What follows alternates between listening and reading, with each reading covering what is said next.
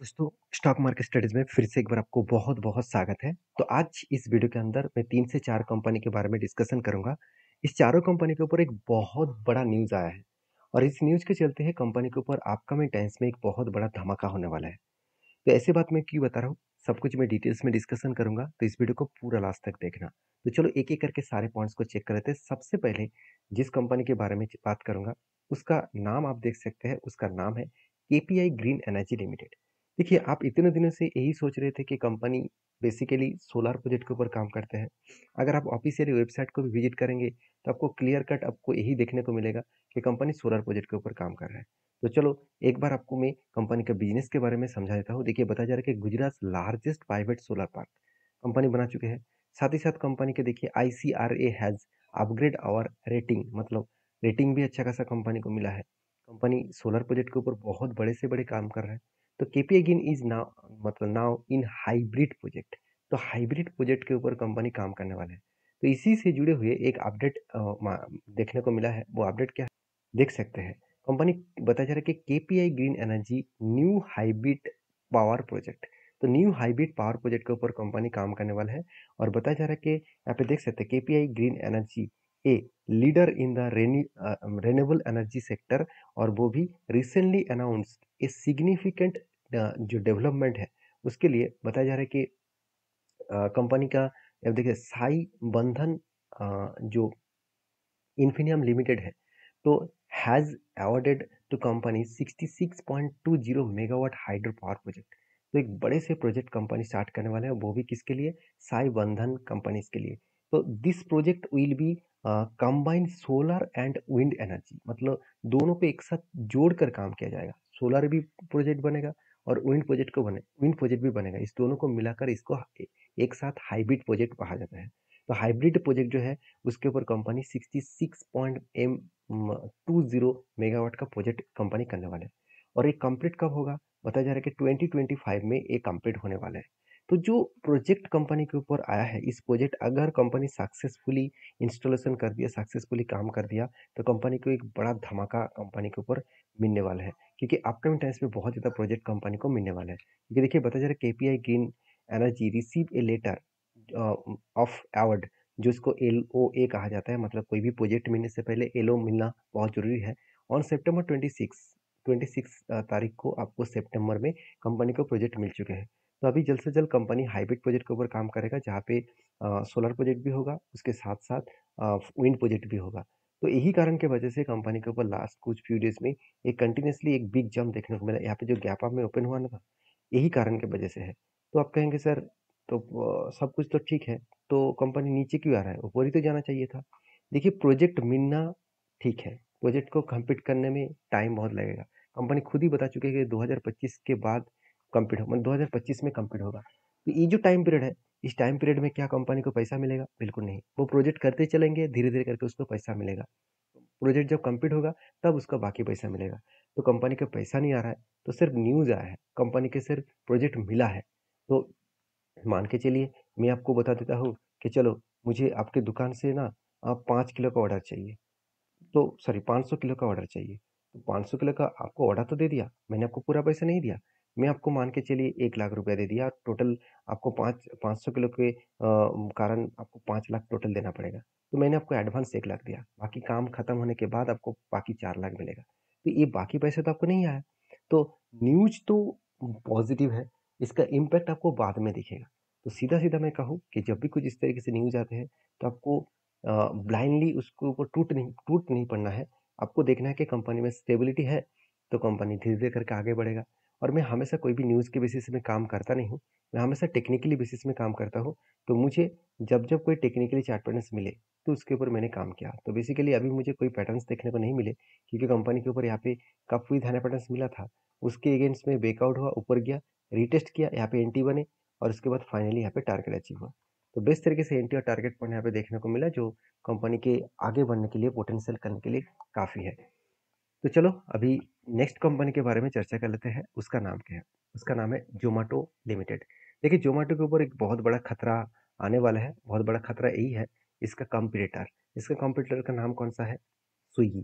तो स्विगी क्या कर रहा है, आप खुद ही देख लीजिए। देखिए स्विगी बता रहा है कि वो जल्द से जल्द आईपीओ लेके आने वाले हैं। ऑब्वियसली मैं आपको एक वीडियो भी शेयर किया था कि स्विगी का आईपीओ जल्द से जल्द आने वाले हैं और स्विगी भी एक डिलीवरी कंपनी है और बड़ी बात यही है कि स्विगी जो मार्केट में आईपीओ लेकर आ रहा है वो भी लो वैल्यूएशन के हिसाब से। तो लोअर वैल्यूएशन के हिसाब से अगर आईपीओ आए तो सीधा-सीधा उसका कंपटीटर के ऊपर इफेक्ट पड़ेगा। क्योंकि मान के चलिए मैं एक ही प्रोडक्ट अगर मान के चलिए मैं आपको 100 में बेच रहा हूँ और सेम टू सेम प्रोडक्ट आप उस प्रोडक्ट को 150 में बेच रहे हैं, तो लोग किसके पास जाएगा? मेरे पास ही आएगा ना।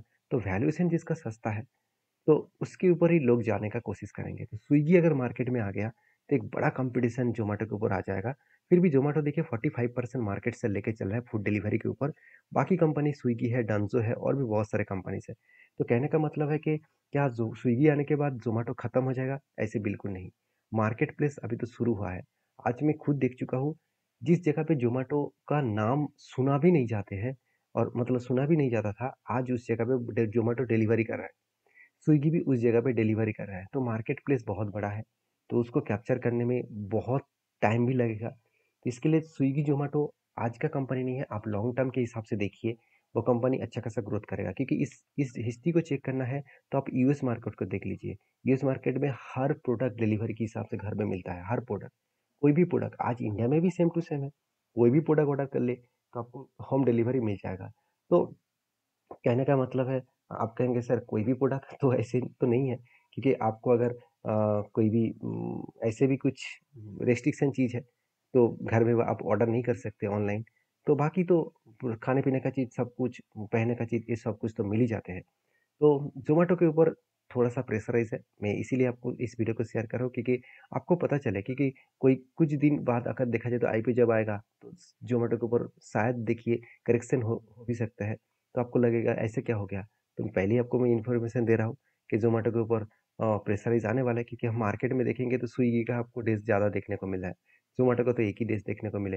तो क मतलब मार्केट में स्विगी बहुत तेज़ी से काम कर रहा है और बहुत तेज़ी से फैल रहा है। फिर भी मैं स्विगी से ज़्यादा ज़ोमैटो को प्रेफ़र करता हूँ। क्यों? क्योंकि देखिए ज़ोमैटो का बिज़नेस एक बिज़नेस नहीं है। ज़ोमैटो अलग-अलग डाइवर्सिफ़ाइड करके रखे है बिज़नेस को। जैसे ग्रोसरी के ऊपर भी ज़ोमैटो बिज़नेस कर रहा है। बाकी ज़ोमैटो ने बहुत सारे अलग-अलग स्ट्रैटेजी यूज़ करके अलग-अलग बिज़नेस के ऊपर एंटर हो रहा है। तो ज़ोमैटो के ऊपर राकेश झुनझुनवाला जी की एक बात मुझे याद है, उन्होंने लास्ट इंटरव्यू में कहा था कि ज़ोमैटो एक ऐसी कंपनी है, जो शायद आपको आज कुछ ना दिखे, फ्यूचर में आपको एक मतलब उन्होंने डायरेक्टली नहीं कहा कि फ्यूचर में लंबा ग्रोथ होगा। उन्होंने यही कहा कि ज़ोमैटो के टाइम आएगा। उन्होंने सिर्फ यही कहा, आप इंटरव्यू को जाकर देख सकते हैं कि उन्होंने यही कहा कि ज़ोमैटो का आज हालत ख़राब है, एक टाइम आएगा, तो उसके लिए आपको इंतज़ार करना पड़ेगा। तो ये बात उन्होंने कहा था, तो आज आज सचमुच में वही डेटा देखने को मिले क्योंकि ज़ोमैटो जब लिस्टिंग हुआ था, उसके बाद जो फॉल हुआ था ना, लोगों का तो मतलब इसके ऊपर भरोसा ही उठ गया था क्योंकि सिर्फ़ 170 में चलने वाला कंपनी सीधा-सीधा 39 तक आ गया था। इसका मतलब समझ समझ रहे हैं कितना बड़ा फॉल हुआ था? ओवरऑल टोटल करेक्शन के बारे में बात करूँ तो 75% क्रैश हो गया था। और 75% क्रैश होने के बाद किसी कंपनीज़ को रिकवरी करने में थोड़ा-सा तो टाइम लगेगा। तो रिकवरी कितने दिनों में किया? सिर्फ़ 2 साल के अंदर-अंदर किया और 2 साल के बाद देखिए कंपनी ने धमाका परफ़ॉर्मेंस किया, जो टोटल यहाँ पे कंपनी का काफ़ी धन्य पैटर्न्स बना था, इस टोटल रिकवरी में उसका टारगेट भी फाइनली अचीव कर गया। तो कितना बड़ा टारगेट यहाँ पे मिला आप सोच सकते हैं। 72% का टारगेट। एंट्री पॉइंट से 72% का टारगेट मिला और मेरा पास खुद के पास इस ज़ोमैटो का होल्डिंग्स था और मैंने इस कंपनी के ऊपर जब काम किया तो मैंने आपके साथ शेयर भी किया था कि ज़ोमैटो के ऊपर मैं क्यों बुलिश हूँ, क्यों मैं पॉजिटिव हूँ। बाकी देखिए हर किसी का अलग-अलग ओपिनियन होता है, उस ओपिनियन के बेसिस में आप काम करिए, उस स्ट्रैटेजीज़ के बेसिस में काम करिए। तो नेक्स्ट जो कंपनी है उसके बारे में चर्चा करें उसका नाम है आईआरसीटीसी। तो आईआरसीटीसी के ऊपर एक बहुत शानदार अपडेट है, आप देख सकते हैं IRCTC share in focus after board approve appointment of new CFO. तो न्यू सीएफओ को यहाँ पे अपॉइंटमेंट किया गया है और इसके ऊपर बोर्ड का फोकस है और बोर्ड ये भी बता रहा है कि जो न्यू सीईओ आया है सॉरी सीएफओ आया है उनके माध्यम से अच्छा खासा यहाँ पे कंपनी का ग्रोथ होने का चांसेस है क्योंकि पहले जो सीएफओ था उनका जिस तरीके से कंपनी के ऊपर ग्रोथेबल सिचुएशन होना चाहिए था उतना हुआ नहीं। अभी जो नया सीईओ अक्टूबर 1 अक्टूबर मतलब पिछले दिनों से ज्वाइन किया है तो उसका सीधा-सीधा इफ़ेक्ट कंपनी को फ्यूचर में देखने को मिलेगा।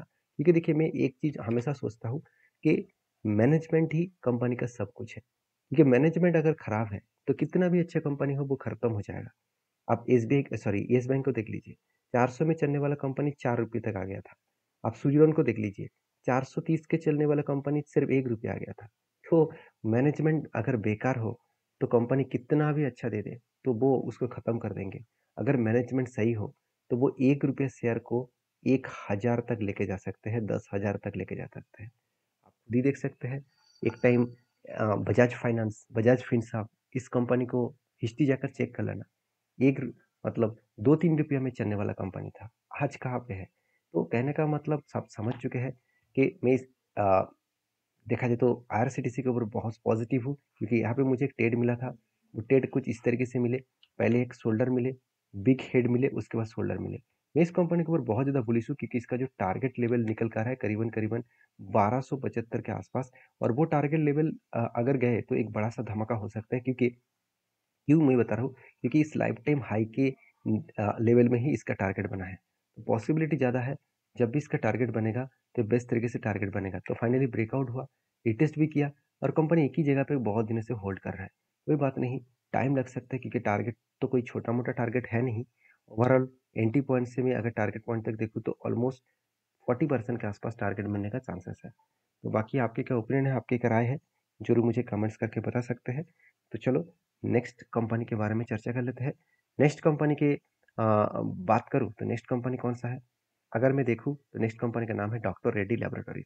तो डॉक्टर रेड्डी लेबोरेटरीज के ऊपर बात करूँ तो कंपनीज के ऊपर जल्द से जल्द आप देख सकते हैं बोनस कंपनी दिया। कंपनी एक के बदले 5 शेयर आपको स्प्लिट देने जा रहे हैं, मतलब हर एक के बदले आपको 5 शेयर स्प्लिट के हिसाब से मिलने वाला है। तो जो लोग स्प्लिट पाना चाहते हैं, एक बार डीपली रिसर्च करें, उसके बाद काम करें। वीडियो अच्छा लगे तो प्लीज़ एक लाइक करें। मिलते हैं नेक्स्ट वीडियो में, तब तक के लिए धन्यवाद।